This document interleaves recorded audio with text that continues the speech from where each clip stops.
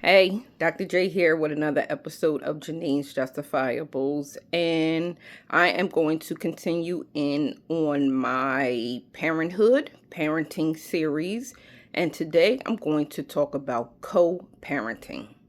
All right. Maybe about a video or two ago, I talked about being a single parent versus being a solo parent. And this is nothing in the books, that's out there. This is just something I came up with. So, in my definition, being a single parent is that you are not in a relationship with the other person, right? That you have a child or children with. But perhaps y'all are co parenting.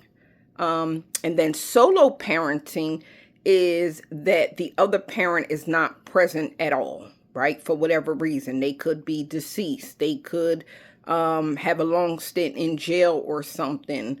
Or they could have simply just up and vanished, right? They out here living their life and you haven't saw them in a month of Sundays. Don't know where they at.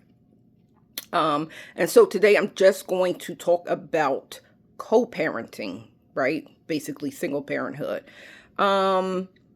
There is co-parenting takes a level of maturity, right? You have to be in a space of maturity to be able to co-parent with a person, just parent with a person in general, right? But I'm just talking from the perspective of co-parenting. You have to have a level of maturity because there is some things that needs to be discussed about this child or children that you can't approach it in an immature sense, right? Because you are responsible. You and this other person are responsible for this person or these people that you have to have some level of control over. And so there are some specific ways to co-parent, right? This is just my list. This ain't out here. I'm just talking from my perspective. And I'm not even talking from a researcher. I ain't talking from a PhD. I'm talking from the fact that I have lived this, right? Because remember, I told y'all from day one, I was giving y'all my perspective on stuff that I have learned over my life, right? And this is what I have come up with. Number one, both people are responsible, right? Both people are responsible for this child or this children. If it falls primarily on one person, some stuff is going to come up with that parent, right? Some animosity, some anger, some resentment is going to come up because unless it was an essay, right? You helped in making this child too, right? You contributed to helping make this child, and you got to step up and be responsible. Both parties have to be responsible. And I'm sorry if I'm looking over to the side because I got a list here. I'm reading. You have to keep track of your animosity as a parent, right? You have to keep track of it because if you find yourself as the primary, then like I said, some anger, some resentment, all of that is going to rise up in you. So you have to keep track of it. Number two, if you are upset because perhaps the relationship ended, right? And now you feeling some kind of way because they done moved on. Maybe they're still single. Maybe they're booed up with somebody else, right? And you feeling some kind of way that, oh, well, you over there, so you got help and you can do X, Y, and Z. No, that's not that other person's responsibility. Whoever they booed up with, that don't have nothing to do with them. It's still you and this person's responsibility to parent these kids, parent this child, right? So keep track of your romantic feelings, right? If they start rising up because you feeling some kind of way, you better shut them things down real quick because it is hindering the care and concern for your child or children. Number three, it must be open communication. You have to be able to communicate with this other parent, right? If all y'all do when y'all talk is y'all screaming at each other and bickering, this ain't gonna work. This ain't gonna work because y'all need to be able to communicate about this child. You need to be able to call them and say, hey, I'm just saying, Susie, something's going on with Susie right now. What you think is going on? I don't know, but I know this X, Y, and Z. Or if you calling the other parent, hey, Johnny is messing up in school, We need to handle this. What we going to do about this? It has to be an open communication, because if not, there is going to be a breakdown of parenthood, and it's going to fall back on one person, right? Y'all don't have to be best friends. Y'all don't have to be best friends, but you do have to communicate. Number 3, I don't know where I'm at. Number 3, 4. Y'all need to agree on a plan for this child or these children's lives, right? What are we talking here? Are we having a conversation? Hey, so-and-so was interested in baseball. What you think about that? Susie wants to do ballet. How we going to make that happen for her? Johnny wants to go out and run track. Are you able to maybe show up for some days or take him to practice? Y'all have to agree on some values in these kids, right? You might have a situation where you seeing something, maybe the child is presenting as same sex, right? So-and-so is looking like they might like boys, and so-and-so is looking like she might like girls. How we gonna handle this? Well, I'm still gonna love my child regardless. Or if the other parent is saying, nah, that ain't my kid, y'all better communicate. Y'all better talk about this, because both of y'all are responsible for this person. And things like that do come up, and you need to be able to co-parent with the other parent, right? Next on the list, that parent is not your enemy.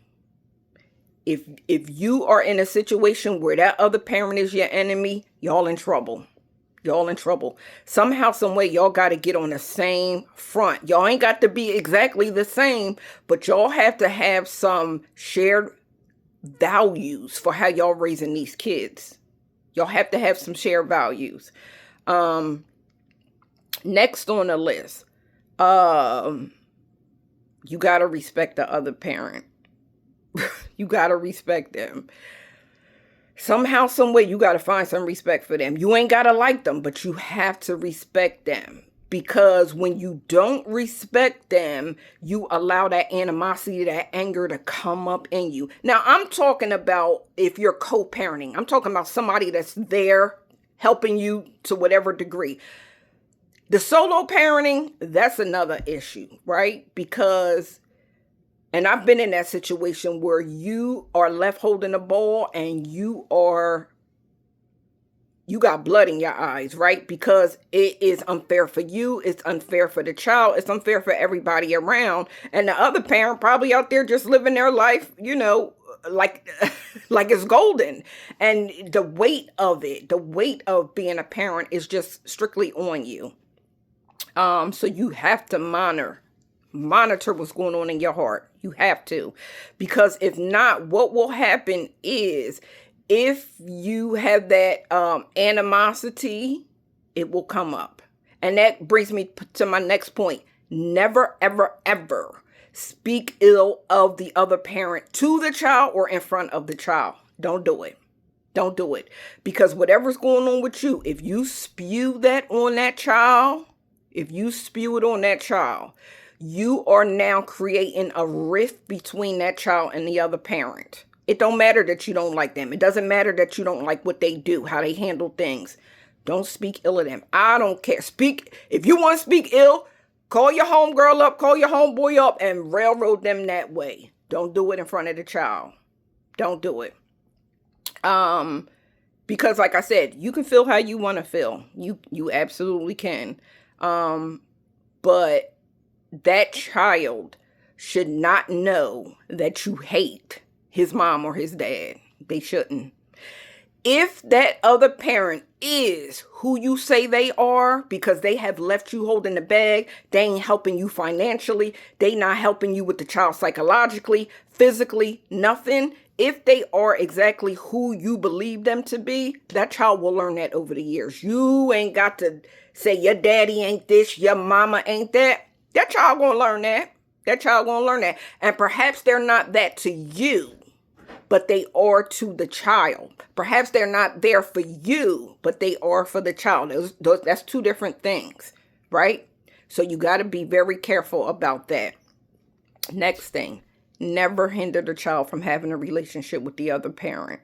Don't do it just because you feel a certain way about them. Don't do it. Unless there's a safety issue. Unless it's a safety issue. This other parent is on drugs and they got my child out in the street 2, 3, 4 o'clock in the morning. This other parent got mental health issues and they out of their mind and they ain't on their medications. This other parent got my kid in a dope house and I don't know where they at. They safety issues, right? Other than that, just because maybe he with another chick and you don't like that other chick, unless that other chick is doing something that's going to harm my child, I just got to trust that the other parent has our child's best interests at heart. I have to. Because remember, like I said, unless it was an essay, you had some part in who you chose with this, making this child. Don't do the blame game. Don't do the blame game. It's so easy to do. Trust me, trust me, trust me. It's so easy to do. Be careful with the blame game. Because if you woulda, and if you woulda, and if you woulda, that could all be true. That could all be true. Right?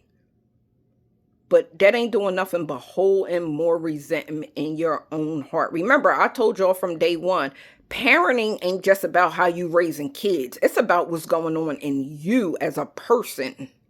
Right? Be very careful with that blame game.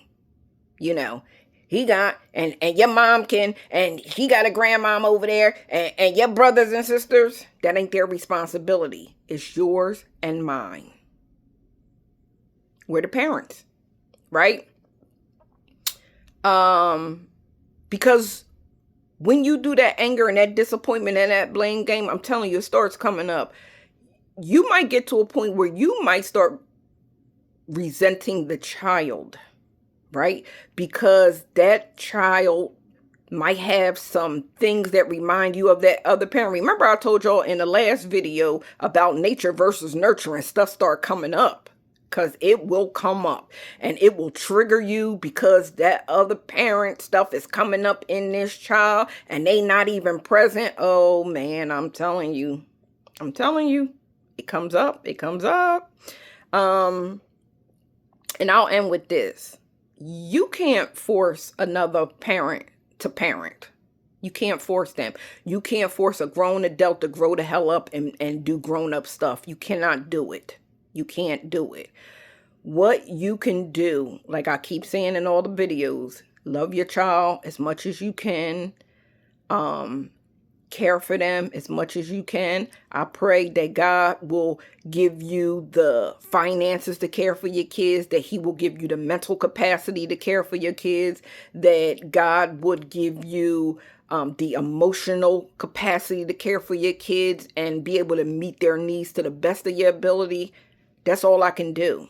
That's all I can do. That's all I have done, right? For the people I work with and for my own self. Because, like I said from day one, parenting isn't just about how you raising kids. It's about what's going on in you too. All right? Just think about that. Think about what I said about co-parenting. If you find yourself in any one of them categories, start mulling it over within your own self. Start mulling it over. All right? I'll talk to y'all next go round. Oh, and if you want to add something to the list, please let me know. All right. Talk to y'all.